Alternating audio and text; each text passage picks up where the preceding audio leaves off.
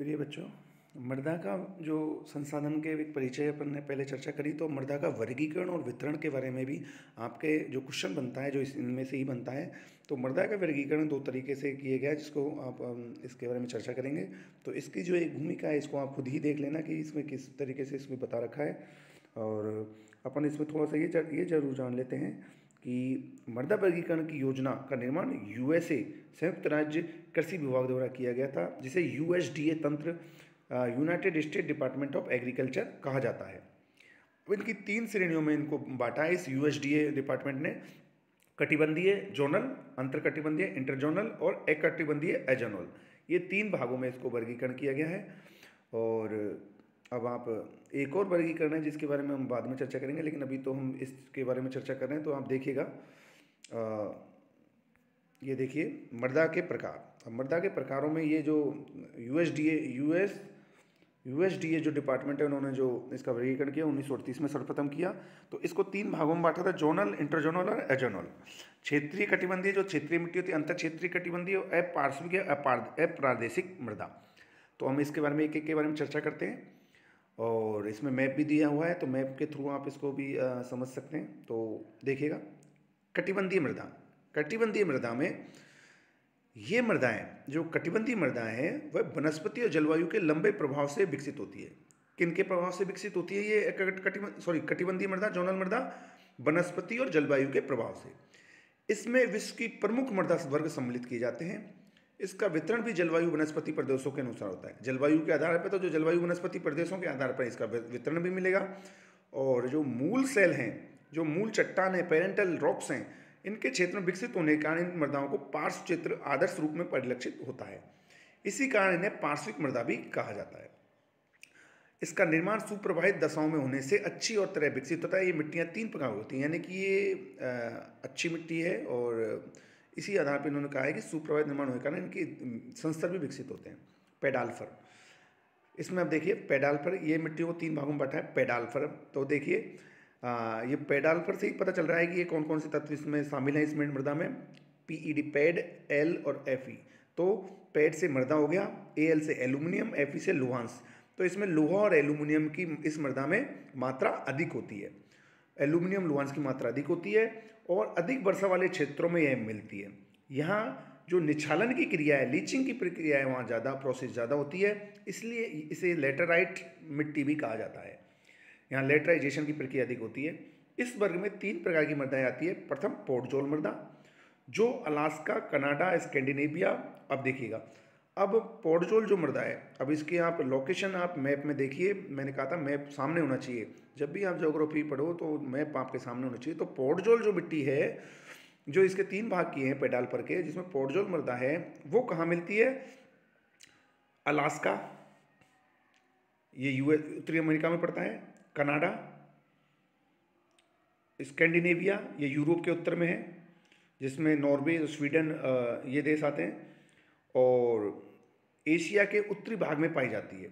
ठीक है, इसका निर्माण पोडोजोलाइजेशन के कारण होता है। यह एक ऐसी प्रक्रिया जिसमें शीत आर्द्र प्रदेशों में तापमान कम होने पर वृक्षों की पत्तियों के सड़ने गलने के कारण ह्यूमिक एसिड बनते हैं और अपक्षालन की क्रिया द्वारा लोहा और एल्यूमिनियम मृदा के बीच संस्तर में चले जाते हैं। तो इनका निर्माण इस तरीके से होता है और इनका रंग भूरा होता है।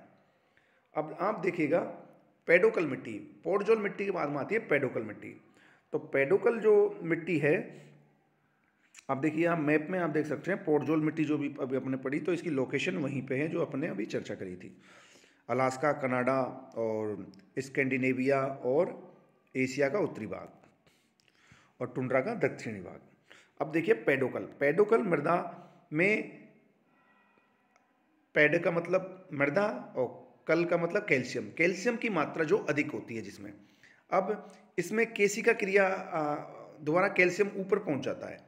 इन क्षेत्रों में वर्षा की अपेक्षा वाष्पीकरण की दर अधिक होती है। या क्या होता है, वर्षा तो कम होती है और वाष्पीकरण अधिक होता है, इसलिए यहाँ पे केशिका क्रिया होती है, जिससे कैल्शियम निचले संस्तरों से ऊपरी भाग में आ जाता है। इस वर्ग में छोटे घास वाले क्षेत्रों में विकसित चर्नोजम क्षेत्र है। अत्यंत शुष्क क्षेत्रों की मरुस्थली तथा इनके मध्य पाई जाने वाली भूरी स्टेपी मृदाओं को सम्मिलित किया जाता है। तो अब इनके आप जो पेडोकल है उनके क्षेत्र देख सकते हैं मध्य यूएसए में, और जो स्टेपी घास के मैदान हैं इसमें ये सम्मिलित किए जाते हैं, स्टेपी घास के मैदान हैं। और ये प्रत्येक महाद्वीप में इसके आप लोकेशन मैप में देख सकते हैं। अब आता है टुंड्रा मैदान। तीसरा जो है टुंड्रा मैदान, ये शीत प्रदेशों में बहुत कम विकसित मृदाएं होती हैं। यहाँ जीवाणुओं की सक्रियता भी कम नहीं होती है और तथा ये उपजाऊ भी नहीं होती हैं।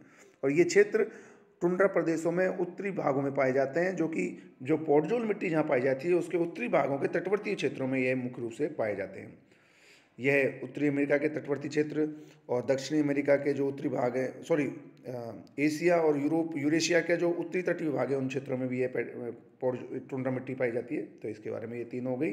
तो ये हो गई कटिबंधीय मृदा, और इनकी विशेषताएं अपने बताई थी। वनस्पति और जलवायु के प्रभाव इसमें पूर्णतः विकसित होते हैं, और मूल सेलों के क्षेत्र में विकसित होने के कारण इन मृदा को पार्श्व क्षेत्र स्पष्ट दिखाई देते हैं। ये कटिबंधीय मृदा जो क्षेत्र में होती है वो इसी क्षेत्र की रहती हैं।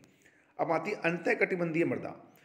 अब इस अंतः कटिबंधीय मृदा में आप देखिएगा कि इनकी विशेषता होती है कि जिन पर ये कह रही है, देखो विशेषताएं बनती हैं जिन पर जलवायु और वनस्पति की तुलना में अन्य तत्वों के अधिक प्रभाव पड़ता है। जिन क्षेत्रों में जलवायु और वनस्पति की प्रभाव अधिक पड़ता है वो क्षेत्र तो हो गए कटिबंधीय मृदा वाले, और जिनमें अन्य तत्वों का, इनके अलावा अन्य तत्वों का प्रभाव पड़ता है, और उनमें देखिएगा इनका वितरण किसी विशेष जलवायु प्रदेश के नियंत्रण से बाहर होता है। इनमें सर्वाधिक जमाव मूल पदार्थ तथा जल प्रवाह का पड़ता है। ठीक है, मूल पदार्थ और जल प्रवाह भी इसमें महत्वपूर्ण भूमिका निभाता है। और ये मृदा कटिबंधीय क्षेत्रों में बिखरी हुई मिलती है। ठीक है, कटिबंधीय क्षेत्र होते हैं लेकिन उनमें यह बिखरी हुई मिलती है, जिस कारण इन्हें अंतः कटिबंधीय क्षेत्र कहते हैं। क्षेत्र कटिबंधीय के हैं लेकिन उनमें यह बिखरी जहाँ जहाँ मिलती है उसको अंतः कटिबंधीय क्षेत्र कहते हैं। और इस वर्ग में उपजाऊ और अनउपजाऊ दोनों प्रकार की मृदा सम्मिलित की जाती है। ये इनकी विशेषताएं हैं। और इन मृदाओं के प्रभाव व्यवस्थित नहीं होते हैं, जबकि कटिबंधीय के प्रभाव व्यवस्थित होते हैं। और यहाँ पर जलाक्रांताओं की स्थिति बन जाती है, फलस्वरूप घुलनशील लवण तथा चूने की मात्रा बढ़ जाती है।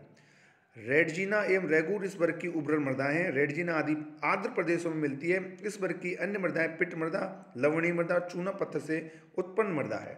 ये कैल्शियम की मात्रा अधिक होती है, तो ये क्षेत्र जहाँ कैल्शियम की मात्रा अधिक है वहाँ पर ये मृदा मिलती है।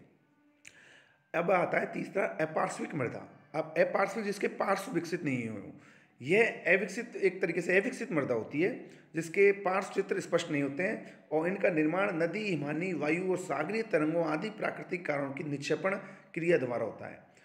ये मृदाएं उपजाऊ होती हैं, और जलोढ़ मृदा या रेगोसोल, रेतीला मृदा, हिमानी मृदा, लोएस मृदा, सागरीय मृदा, पर्वतीय मृदा इसी वर्ग की मृदाओं के अंतर्गत आते हैं, जो अपार्श्विक मृदा होती है और अविकसित होती है। इन मृदाओं में प्रतिवर्ष नवीन पदार्थों का जमा होता रहता है, जिससे इनका नवीनीकरण हो जाता है। इनका नवीनीकरण होता रहता है, तो ये पार्श्व विकसित नहीं कर पाती हैं। तो ये तीन भाग इनके किए हैं, जिनमें आप देख सकते हैं क्षेत्रीय कटिबंधीय मृदा, क्षेत्रीय कटिबंधीय मृदा जो क्षेत्रीय विशेष में होती है, अंतःकंठीय क्षेत्रीय मृदा जो क्षेत्रीय कटिबंधियों के मध्य में ही फैकरी हुई रहती है, और अपार्श्विक मृदा जो इनके पार्श्व विकसित नहीं होते। ठीक है, ये तीन प्रकार से इस तरीके से बांटा है USDA डिपार्टमेंट ने। और अब हम एक और वर्गीकरण देखेंगे नेक्स्ट क्लास में, तो आप इसको भी देखिएगा और अपना आंसर इससे संबंधित आपका आएगा, जो आप उसको आप आसानी से आंसर दे सकेंगे।